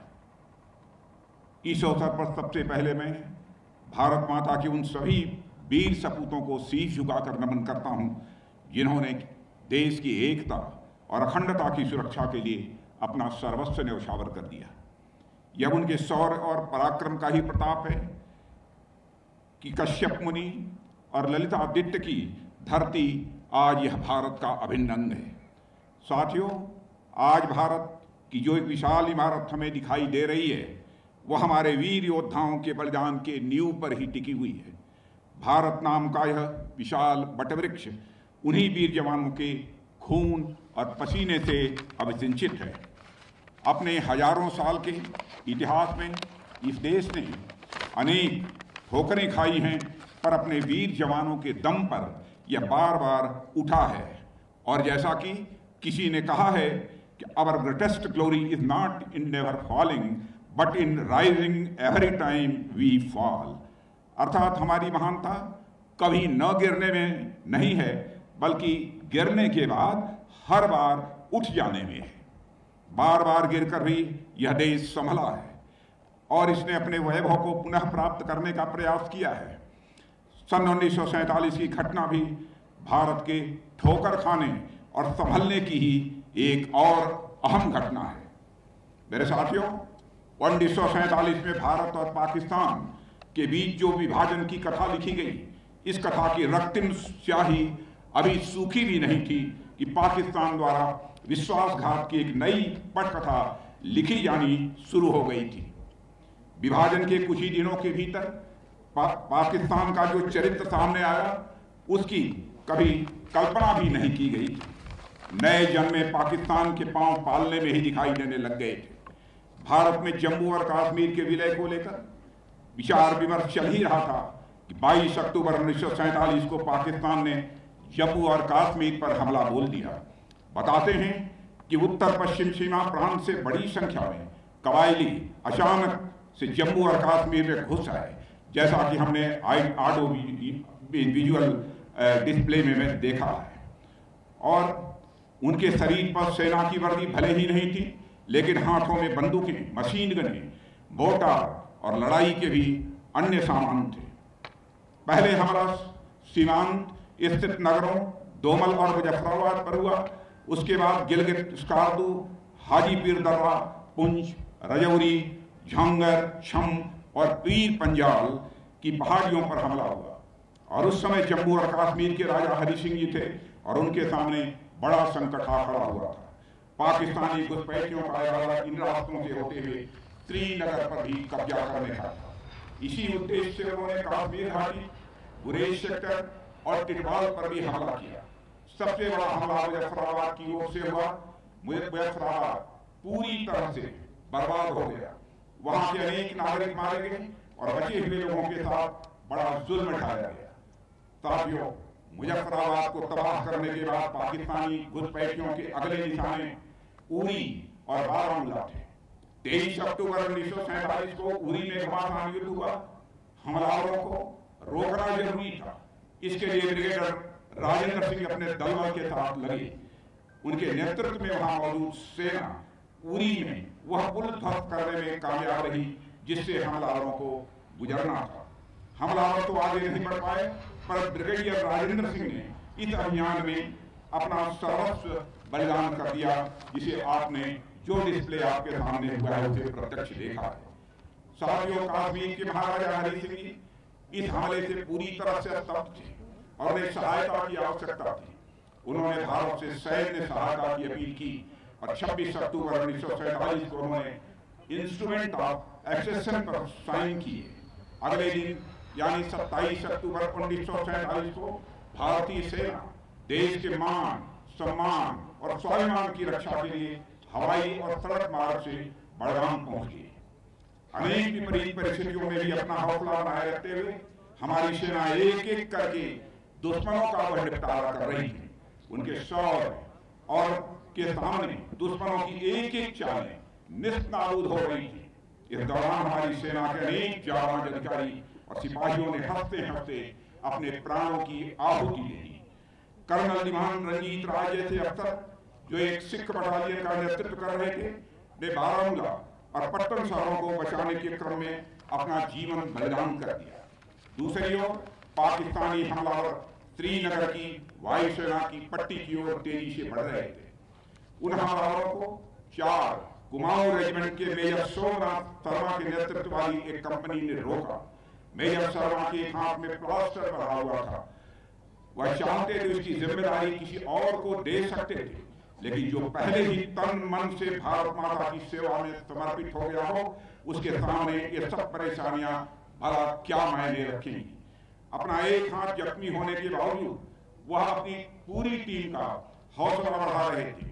अपने बंदूक की अंतिम गोली और अंतिम सांस तक वह दुश्मनों का मुकाबला करते रहे और अंततः वे श्रीनगर एयरफील्ड को बचाने में सफल रहे। साथियों, मेजर शर्मा ने इस अभियान में अपना सब कुछ कुर्बान कर दिया, पर उनकी स्मृति आज भी न केवल हमारी सेनाओं बल्कि देश के नौजवानों में देशभक्ति का ज्वार भर देती है। भारत के प्रथम परमवीर चक्र विजेता मेजर शर्मा सदैव हमारे लिए प्रेरणा स्रोत बने रहेंगे और हम उनके प्रति सदैव कृतज्ञ रहेंगे। आज हो रहे शौर्य दिवस जैसे कार्यक्रम इस बात की पुष्टि करते हैं। यहाँ मैं भारतीय राजनीति के शिखर पुरुष और उड़ीसा के पूर्व मुख्यमंत्री श्री बीजू पटनायक का भी स्मरण करना चाहूंगा, उनको भी नमन करूंगा। वे राजनीतिज्ञ होने के साथ साथ एक कुशल पायलट थे और इस युद्ध में हमारी सेनाओं के मूवमेंट में उन्होंने अपना महत्वपूर्ण योगदान दिया है। घुसपैठियों को खदेड़ने में जो टिकट टुकड़ी आई थी उसकी बहुत ही महत्वपूर्ण भूमिका रही थी। आदरणीय बीजू पटनायक जी भले ही हमारे भिन्न राजनीतिक विचारधारा से ताल्लुक क्यों रखते हों, पर राष्ट्रीय सुरक्षा के इस महायज्ञ में उनके योगदान को मैं यहाँ स्मरण करना चाहूंगा। उनका यह योगदान भारतीय इतिहास में सदैव याद रखा जाएगा। साथियों, इस युद्ध में भारतीय सेना ने कश्मीरी भाइयों बहनों और सुरक्षा बलों के सहयोग से ऐसा ऐतिहासिक काम किया कि उसकी जितनी भी सराहना की जाए वह कम है। हमारी सेनाओं ने अदम्य साहस और शौर्य का परिचय देते हुए दुश्मनों को पीछे हटने पर मजबूर कर दिया और जम्मू कश्मीर समेत पूरे देश की संप्रभुता की रक्षा की। मानवता के धर्म के प्रति हमारी सेनाओं का चरित्र था जो साल दर साल और सुदृढ़ होता गया। आग में तप कर सोना जैसे दिन ब दिन निखरता जाता है, वैसे ही हमारी सेनाएं पिछले 75 सालों में तप कर निखरी हैं और उनको पहली तपिश 1947 में ही मिली थी, जिसकी रोशनी में उन्होंने अपने गौरवशाली इतिहास का पहला अध्याय लिखा है। और मुझे याद कहना हो तो मैं कह सकता हूं इन 75 वर्षों के बाद, मेरे बहनों भाइयों, Indian army is the great army, यह कहने में भी मुझे रंच मात्र संकोच नहीं है। साथियों, 27 अक्टूबर 1947 का यह अभियान हमारी टेरिटोरियल इंटीग्रिटी की सेफ गार्डिंग के साथ साथ हमारी जनता की सुरक्षा का भी यह अभियान था। यह आजाद भारत को लेकर यहाँ की जनता के सपनों, आशाओं और आकांक्षाओं को प्रोटेक्ट करने का भी यह एक अभियान था। इसके लिए हमारी सेनाओं को केसर की क्यारियों में खून की होली खेलनी पड़ी थी।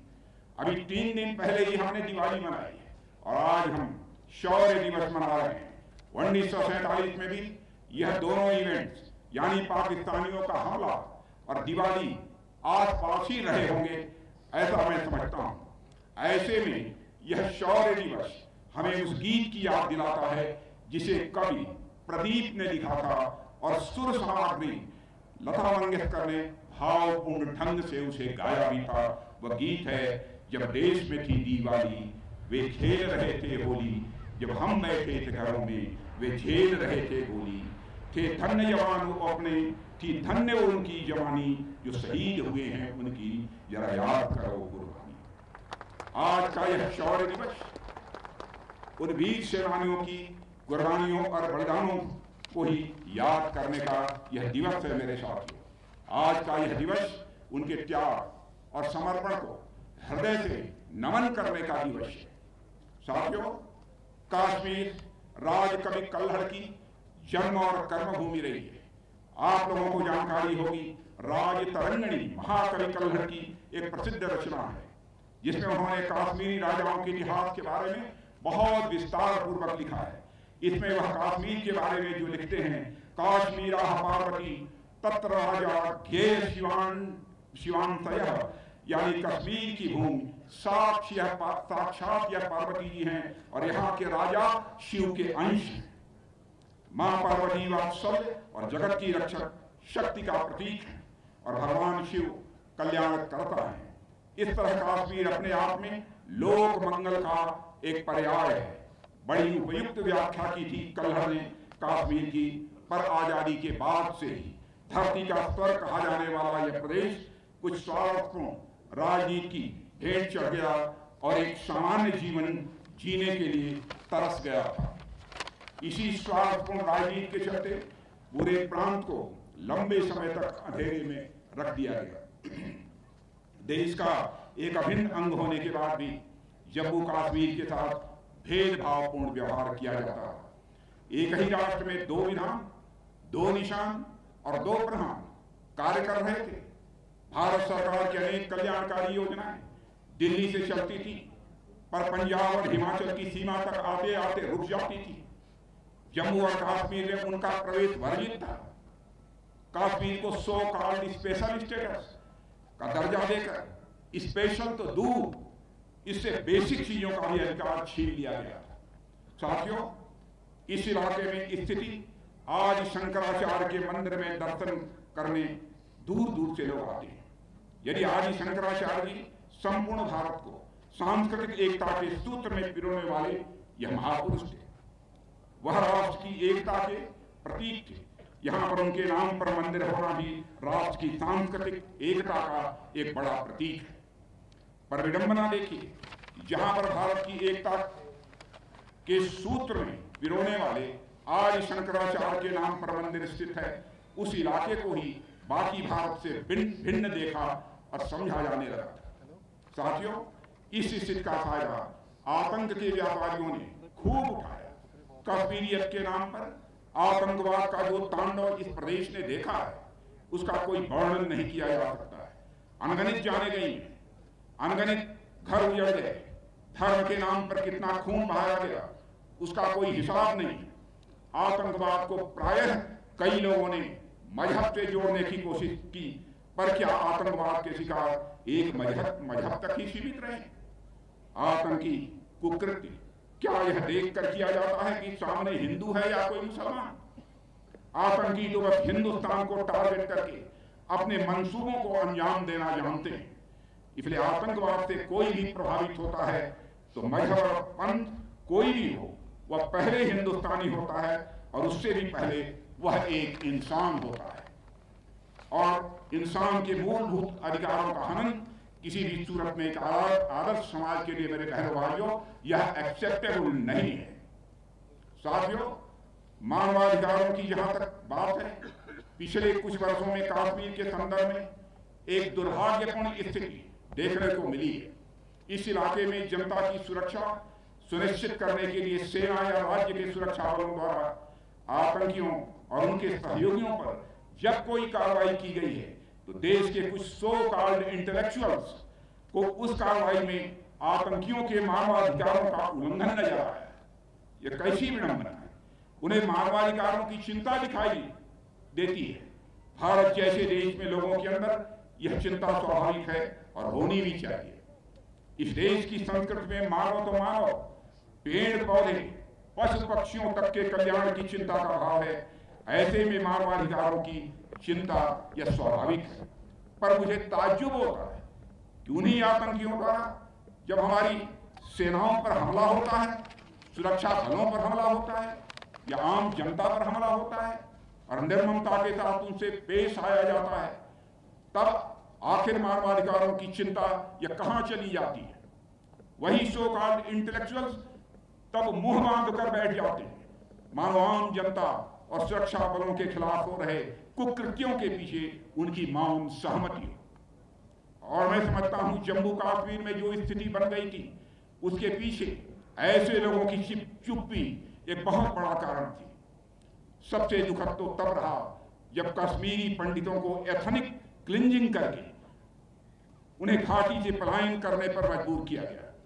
समाज का प्रबुद्ध वर्ग जब अन्याय के खिलाफ अपना मुंह बंद कर ले तो समाज के पतन में, मेरे बहनों भाइयों, देरी नहीं लगती है। जम्मू कश्मीर भी इसी राह पर चल निकला था।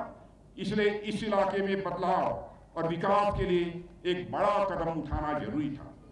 यहाँ मैं श्रद्धेय श्री श्यामा प्रसाद मुखर्जी का स्मरण करता हूँ और उनकी पावन स्मृति को नमन करता हूँ, जिन्होंने देश में इस व्यवस्था के खात्मे और एक अखंड भारत के निर्माण के लिए जम्मू कश्मीर के फुल इंटीग्रेशन के लिए 1952 में सत्याग्रह चलाया।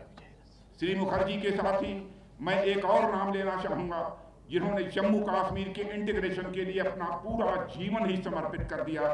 वह नाम कोई और नहीं बल्कि जम्मू और कश्मीर के पुत्र और प्रजा परिषद पार्टी के संस्थापक सदस्यों में से एक पंडित प्रेमनाथ जी डोगरा का है। शेरे डुग्गर उपनाम से जाने वाले पंडित प्रेमनाथ जी डोगरा के कुशल नेतृत्व में चले आंदोलन से जम्मू कश्मीर में न्याय और समानता की नींव पड़ी। साथियों, जम्मू कश्मीर के विकास का इतिहास उठाकर देखा जाए तो उसमें डोगरा समुदाय की बड़ी अहम भूमिका दिखाई देगी। महाराजा गुलाब सिंह जी से लेकर महाराजा हरि सिंह जी के नेतृत्व में डोगरा समुदाय के भाइयों और बहनों ने जम्मू कश्मीर में सामाजिक आर्थिक विकास की धारा बढ़ाई। वही धारा आज भी इस इलाके को अभिसिंचित कर रही है। सैन्य शक्ति में भी डोगरा रेजिमेंट हमारी सेना के सबसे गौरवशाली रेजिमेंट्स में से एक है। लगभग 150 सालों के अपने गौरवपूर्ण इतिहास में जब जरूरत पड़ी, डोगरा रेजिमेंट के हमारे जवानों ने साहस, शौर्य और पराक्रम के साथ सदैव अपना उन्होंने परिचय दिया है। ऐसे में जम्मू कश्मीर आज अपने जिस पड़ाव पर है उसमें डोगरा समुदाय का योगदान अतुलनीय है। जो पंडित प्रेमनाथ डोगरा जैसे महापुरुषों के माध्यम से जम्मू कश्मीर को प्राप्त हुआ। पंडित डोगरा के ऐतिहासिक कार्यों के लिए उन्हें जम्मू कश्मीर का सरदार पटेल कहा जाए तो यह भी कहना अतिशयोक्तिपूर्ण नहीं हो। श्री मुखर्जी और पंडित डोगरा जैसे महापुरुषों ने मिलकर जिस सांस्कृतिक राष्ट्रवाद को आगे बढ़ाया वह एक विशाल दर्शन पर आधारित है, जो राष्ट्र को जमीन का टुकड़ा न मानकर उसे माता मानता है। माता भूमि पुत्रोहम पृथिव्या का जो संदेश हमारे ऋषियों और मनीषियों ने मेरे बहनों भाइयों दिया और हमारे आज भी वह हमारे लिए उतना ही प्रासंगिक है। और धरती अगर हमारी माँ है और हम सभी उसके संतानें हैं तो जम्मू कश्मीर की संतानें दिल्ली, उत्तर प्रदेश या फिर पंजाब, हरियाणा या महाराष्ट्र, असम, नागालैंड और तमिलनाडु की संतानों से भला अलग कैसे हो सकती थी। इस भावना के साथ ही श्री मुखर्जी ने जम्मू और कश्मीर के फुल इंटीग्रेशन का एक महायज्ञ शुरू किया था, जिसकी पूर्णाहुति 5 अगस्त 2019 को हुई, जब माननीय प्रधानमंत्री श्री नरेंद्र मोदी जी के नेतृत्व और मार्गदर्शन में आर्टिकल 370 का खात्मा हो गया, उसका अवसान हुआ और इस क्षेत्र में उम्मीदों की एक नई सुबह हुई है। साथियों, इस निर्णय के साथ ही हमारी सरकार ने देश को फिर से दिखा दिया कि इरादे हमारे नेक हैं और कथनी करनी एक है। साथियों, पिछले दशकों में सार्वजनिक जीवन में लोगों को जिन समस्याओं का सामना करना पड़ा है, विश्वसनीयता का संकट, क्राइसिस ऑफ क्रेडिबिलिटी, उनमें प्रमुख है सार्वजनिक जीवन के लोगों और संगठनों से जनता की कुछ अपेक्षाएं होती हैं और उन अपेक्षाओं पर खरा उतरना यह हमारा कर्तव्य बनता है। हमने इस बात का हमेशा ध्यान रखा है कि प्रॉमिस लेस एंड डिलीवर मोर। आज अगर हमें पूरे देश का आशीर्वाद मिल रहा है तो उसके पीछे हमारे ऊपर जनता का विश्वास ही है। जिस प्रॉमिस के साथ हमने जनता का आशीर्वाद प्राप्त किया है उसी निष्ठा के साथ ही उनकी सेवा भी की है। जम्मू कश्मीर के इंटीग्रेशन का संकल्प और उसकी आंच हम लगातार पिछले 7 दशकों से अपने दिल में संजोए बैठे थे और लोगों ने हम पर विश्वास किया और समय बीतने के साथ हम इस कार्य में भी पूरी तरह से सफल हुए। साथियों, जम्मू कश्मीर और लद्दाख के रूप में 2 यूनियन टेरिटरीज में विकास की नई धाराएं बहनी शुरू हुई हैं। भारत सरकार को योजना लाती है तो उस पर इस इलाके के हमारे बहनों भाइयों का भी उतना ही अधिकार होता है जितना कि दिल्ली और उत्तर प्रदेश जैसे बाकी प्रदेश के लोगों का होता है। हमारे जम्मू कश्मीर के उपराज्यपाल श्री मनोज जी सिन्हा इस जम्मू कश्मीर के विकास में अपनी प्रभावी भूमिका का निर्वाह कर रहे हैं। मैं उन्हें भी अपनी तरफ से बधाई देना चाहता हूँ। यहाँ मैं पाकिस्तान से यह सवाल जरूर पूछना चाहूंगा कि हमारे जिन इलाकों पर उसने अपना अनधिकृत कब्जा जमाया हुआ है वहां के लोगों को उसने कितने अधिकार दे रखे हैं। मानवाधिकार के नाम पर मगरमच्छ के आंसू बहाने वाला पाकिस्तान इन इलाकों के लोगों की कितनी चिंता करते हैं यह आप भी जानते हैं और यह हम भी जानते हैं। आए दिन इन मासूम भारतीयों के ऊपर अमानवीय घटनाओं की खबरें सुनाई देती हैं। इन अमानवीय घटनाओं के लिए पाकिस्तान पूरी तरह से जिम्मेदार है और यह मैं चर्चा कर रहा हूं तो पाक ऑक्युपाइड कश्मीर की मैं चर्चा कर रहा हूं।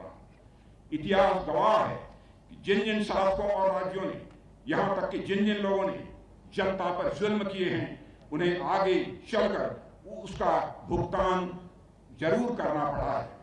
पाकिस्तान भी पाक ऑक्युपाइड कश्मीर में आज जो अत्याचार का बबूल बो रहा है, आने वाले समय में उसके सामने कांटे की ही फसल तैयार मिलेगी, यह मैं बताना चाहता हूं। और अपने कृत्यों से वह आम के फल की अपेक्षा कभी नहीं कर सकता है। और मुझे पूरा विश्वास है कि आने वाले समय में पाकिस्तान को उसके जुल्मों का परिणाम जरूर मिलेगा, जरूर मिलेगा, जरूर मिलेगा, यह मैं विश्वास के साथ कह सकता हूं।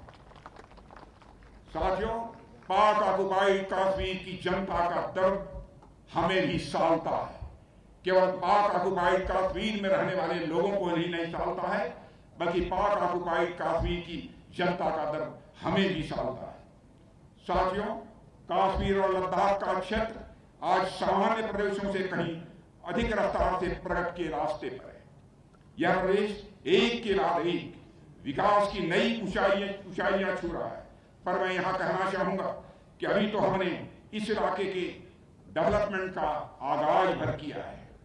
अभी तो हमने उत्तर दिशा की ओर चलना प्रारंभ कर दिया है। हमारी यात्रा तो तब पूरी होगी जब हम 22 फरवरी 1949 को भारतीय संसद में सर्वसम्मत पारित हुए प्रस्ताव को अमल में लाएंगे और उसके अनुरूप हम अपने बाकी बचे हिस्से जैसे गिलगित और बाल्टिस्तान तक पहुंचेंगे। मेरे साथियों, आचार्य शंकर से लेकर सरदार वल्लभ भाई पटेल ने राष्ट्रीय एकता का जो सपना देखा था वह तब जाकर पूरा होगा। हमारी यात्रा तो तब पूरी होगी जब 1947 के रिफ्यूजीज को न्याय मिलेगा, जब उनके पूर्वजों की भूमि उन्हें ससम्मान वापस मिल सकेगी। मैं यहाँ की जनता और हमारी सेनाओं के पराक्रम के बल पर पूरा आश्वस्त हूं कि वह दिन दूर नहीं है जब हमारे ये सभी मैंडेट भी सफलतापूर्वक पूरे होंगे। साथियों, आज 27 अक्टूबर 1947 को हुए स्वतंत्र भारत के प्रथम सैन्य अभियान के ऐतिहासिक पल के स्मरण की पहल आप लोगों के द्वारा की गई है। इसके लिए मैं आप सबको तहे दिल हार्दिक बधाई देना चाहता हूं और अपने आर्मी के सारे अधिकारी और सारे जवानों को भी मैं विशेष रूप से मैं बधाई देना चाहता हूं। एक फेमस मुहावरा प्रॉवर्ब है, history is not Wars, history was not Wars, it is. यानी इतिहास केवल अतीत का ही नाम नहीं है, बल्कि हमारे वर्तमान का भी एक महत्वपूर्ण अंग है। यह शौर्य दिवस हमें एक और अवसर देता है कि हम अपने वीरों के शौर्य और पराक्रम और राष्ट्र के प्रति उनके योगदान का स्मरण करें, तो दूसरी ओर हमें इस बात पर भी विचार करने के लिए प्रेरित करता है कि आजादी के 75 वर्षों बाद भी हमारा देश दुनिया के अग्रणी देशों में क्यों शामिल नहीं हो सका।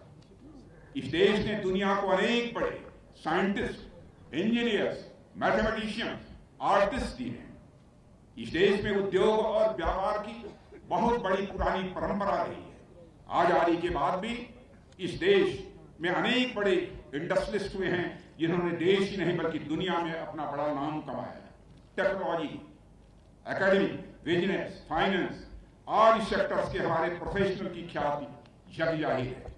उसके बाद भी ऐसा क्या है जो हमारे देश को आगे बढ़ने से रोकता है। साथियों, लेकिन आज मैं कह सकता हूं हमारे प्रधानमंत्री श्री नरेंद्र मोदी जी के नेतृत्व में हमारा देश दुनिया में तेजी के साथ आगे बढ़ रहा है। अंतर्राष्ट्रीय जगत में भारत की प्रतिष्ठा बढ़ी है। पहले अंतर्राष्ट्रीय मंचों पर भारत कुछ बोलता था, उसकी बातों को दुनिया गंभीरतापूर्वक नहीं सुनती थी, लेकिन आज अंतर्राष्ट्रीय मंचों पर भारत कुछ बोलता है तो सारी दुनिया कान खोलकर सुनती है कि भारत बोल क्या रहा है। यह भारत की हैसियत नहीं है। साथियों, मैं समझता हूं कि हमारा देश पिछले 75 सालों में कभी अपनी पूरी ताकत के साथ एकजुट होकर आगे नहीं बढ़ा, एक दूसरे का हाथ पकड़कर नहीं आगे बढ़ा। इसलिए इस देश में साइंटिस्ट जितना आगे बढ़े, इंजीनियर जितना आगे बढ़े, मैथमेटिशियंस जितना आगे बढ़े, आर्टिस्ट जितना आगे बढ़े, इंडस्ट्रियलिस्ट जितना आगे बढ़े, आईटी और मेडिकल प्रोफेशनल्स जितना आगे बढ़े, यह देश उतना आगे बढ़ता चला जाएगा।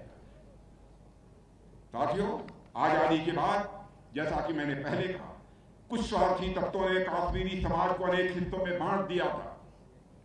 कश्मीरी समाज कश्मीरियत भूलकर हिंदू, मुसलमान, राजपूत, सिख में बंट गया था। उसका परिणाम क्या हुआ, यह सब हम सभी के सामने। मैंने अभी इसका जिक्र किया, पर मुझे यह कहते हुए खुशी होती है कि पिछले कुछ वर्षों में कश्मीर की हो या देश की पूरी फिजा बदल गई है मेरे बहनों भाई। लोगों में एकजुटता आई है और लोग एक दूसरे का हाथ पकड़कर आगे बढ़े। आज से 75 साल पहले 1947 में ठीक इसी समय महात्मा गांधी जी जम्मू कश्मीर में आए थे और यहाँ की स्थिति को देखते हुए कहा था कि if anyone can save Kashmir, it is only the Muslims, the Kashmiri Pandits, the Rajputs and the Sikhs who can do so। ये महात्मा गांधी ने कहा था, यानी कश्मीर को अगर कोई बचा सकता है तो कश्मीर के मुसलमान, कश्मीरी के पंडित, राजपूत और सिख मिलकर ही यह काम कर सकते हैं। मुझे कहते हुए खुशी है और मैं गर्व की भी अनुभूति करता हूँ कि सरकार ने इनके बीच की विभाजनकारी शक्तियों को उखाड़ फेंका है और आज ये सभी समुदाय मिलकर तेजी से आगे बढ़ रहे हैं। महात्मा गांधी का सपना पूरा होता हुआ मेरे बहनों भाइयों मुझे प्रत्यक्ष दिखाई दे रहा है। ठीक इसी तरह हमारा पूरा देश आपस में मिलजुल कर सहयोग की भावना के साथ एक नए संकल्प के साथ आगे बढ़ रहा है और नए नए लक्ष्य भी हासिल कर रहा है।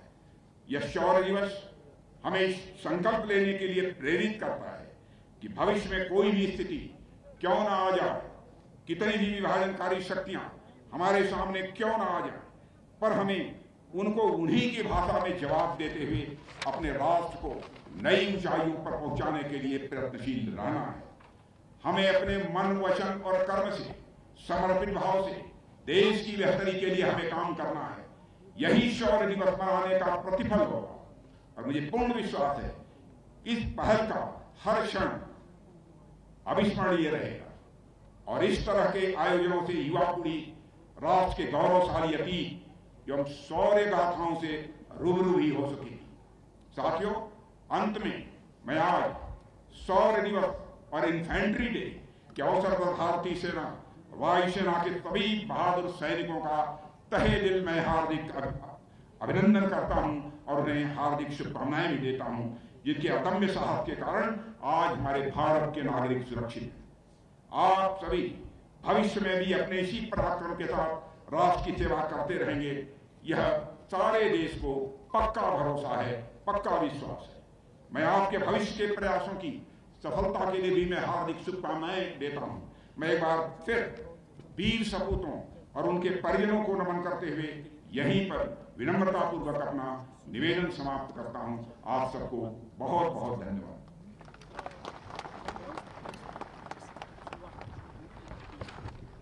बडगाम की वीर वसुंधरा पर आपके प्रेरणादायक उद्बोधन के लिए हृदय से आभार श्रीमान। 2000 किलोमीटर प्रति घंटे की रफ्तार से उड़ान भरते रफाल का कॉकपिट हो, दुनिया के सर्वोच्च युद्ध स्थल सियाचिन की लहू जमाती चोटियां हो या फिर हिंद महासागर में जय घोष करता INS विक्रमादित्य, माननीय रक्षा मंत्री महोदय ने हर मोर्चे पर तैनात भारतीय सैनिकों का अपनी मौजूदगी से, अपने शब्दों से मनोबल बढ़ाया है। जम्मू कश्मीर के माननीय उपराज्यपाल श्री मनोज